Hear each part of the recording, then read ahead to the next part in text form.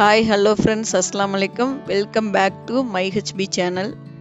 இப்போ நம்ம சிவப்பு குடைமிளகாய் பஜ்ஜி எப்படி செய்யறதுன்னு பார்க்கலாம் வாங்க. முதல்ல குடைமிளகாயை சின்ன சின்ன பீஸாக நறுக்கிக்கலாம். நறுக்கியாச்சு. அதுக்குள்ளே இருக்க விதைகளை நீக்கிடலாம். நறுக்கிய மிளகாயை ஒரு ஓரமாக வச்சிடலாம். ஒரு பவுலில் கடலை மாவு 50 கிராம், 2 ஸ்பூன் பச்சரிசி மாவு,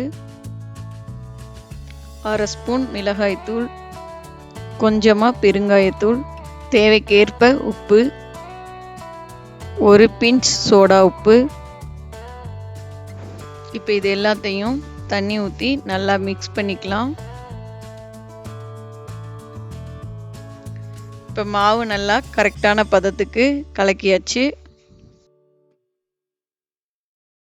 இப்போ கட் பண்ணி வச்சுருந்த குடைமிளகாயை நல்லா மாவில் டிப் பண்ணிக்கலாம்.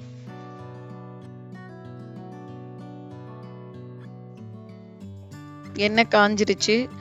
எண்ணெயில் பொரிச்சு எடுத்தோன்னா சூடான சுவையான குடைமிளகாய் பஜ்ஜி ரெடி. இந்த வீடியோவை லைக் பண்ணுங்கள், ஷேர் பண்ணுங்கள், கமெண்ட் பண்ணுங்கள். மை ஹெச்பி சேனலை சப்ஸ்கிரைப் பண்ணுங்கள். நன்றி.